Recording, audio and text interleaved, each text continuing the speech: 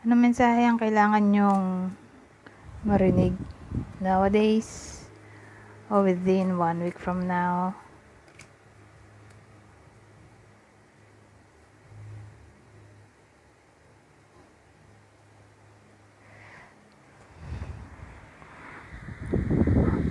Well, dito ang dating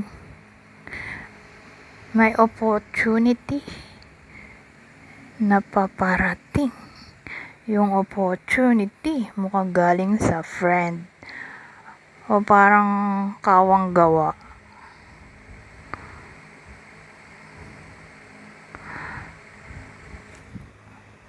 Makaka-receive o mag-give ng opportunity.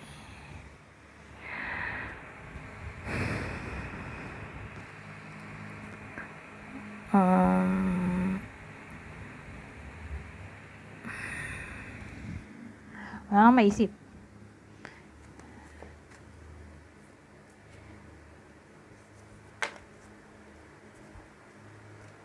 Ay, Diyos ko, ano ba yan?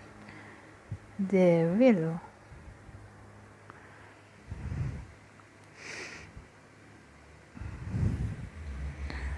Kasi devil to.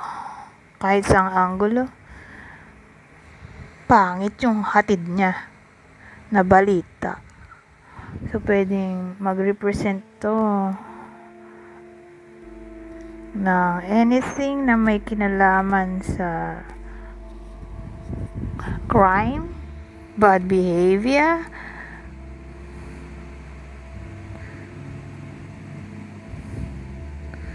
evilness in general. Dalawang abuse kasi yan. So, siguro, beware sa experience na baka ma-manipulate kayo, ma-control ng ibang tao.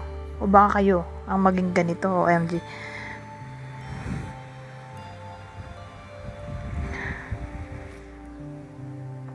Masyadong bossy, authoritative.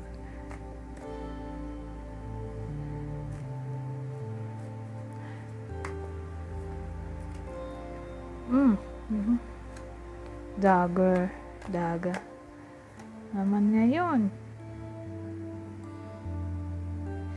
Nga pala, bago ko sabihin ng tungkol dyan, yung energy natin pwedeng tumama sa iyo, o kung di man tumama sa iyo ay pwedeng tumama sa someone na kakilala mo o malapit sa iyo. So again, may ano tayo dito, dagger, parang revelation to, naghukay shovel revelation.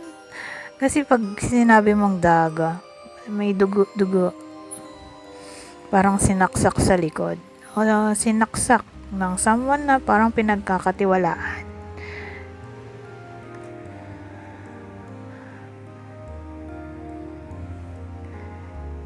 So, deception, betrayal, katulad nga nung kanina, evilness, beware, okay? Parang may magre-research, investigate, o kusa na lang, malalaman. Pwede rin ganun.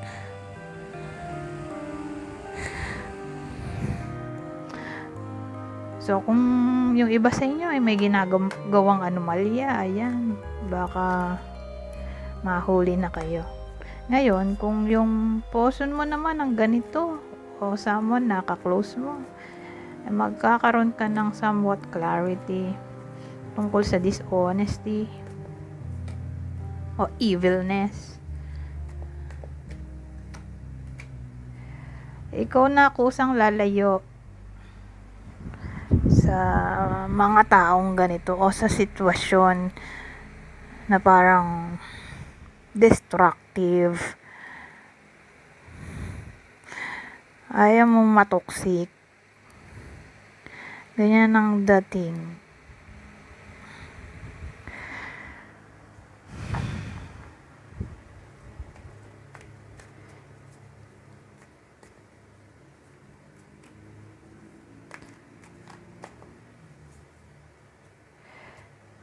Ano yan? Reawakening. Tapos may hot. Well, may topic tayo ng reconciliation. Sabihin natin, yun nga, nagkaalaman tungkol sa deception, betrayal, dishonesty, deceit, o evilness in general. May patawaran pa rin dito.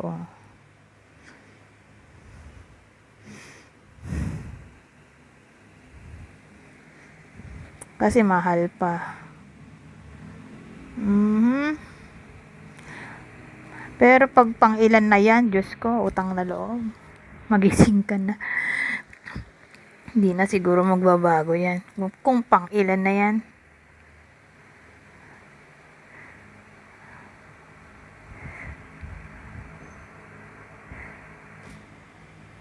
Pero kung sabihin natin na single ka naman, may ex naman, either yung feelings mo mabubuhay ulit o siya. O pares kayo.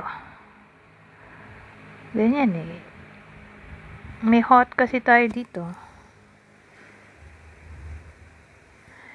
Siyempre, love yan. Pero tingin ko kung may someone na mananakit sa iyo, patatawarin mo kasi maaawa ka.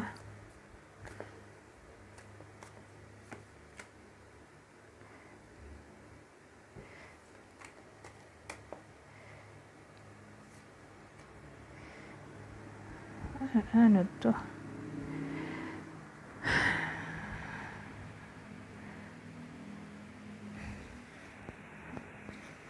Anong combination niya? Sumakit ang ulo ko. Cauldron, tas key.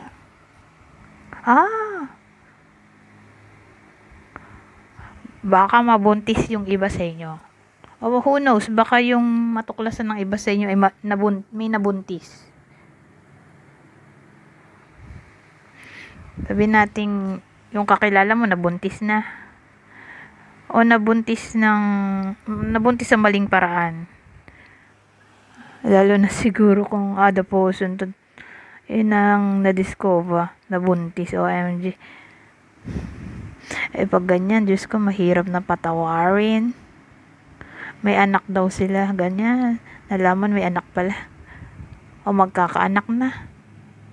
Ay, kaloka.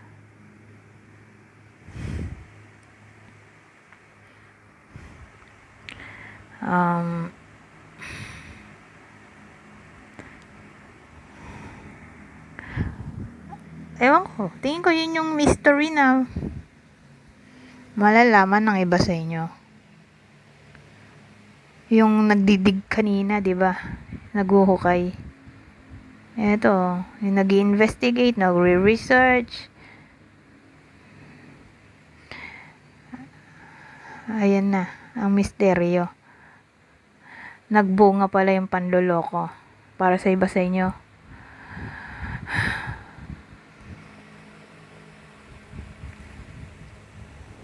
O sabihin naman natin wala, single eh. Halimbawa, single yung iba sa inyo.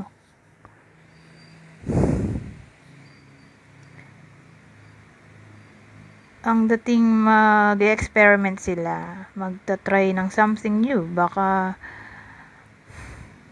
mag-take risk sila, humanap ng new love interest, o mag-take risk sila, pumasok ulit sa relationship, o yung idea ng ganon, maging in a relationship ulit, mapasok sa isip, pwede rin. Anyways, hanggang dito na lang. Goodbye for now.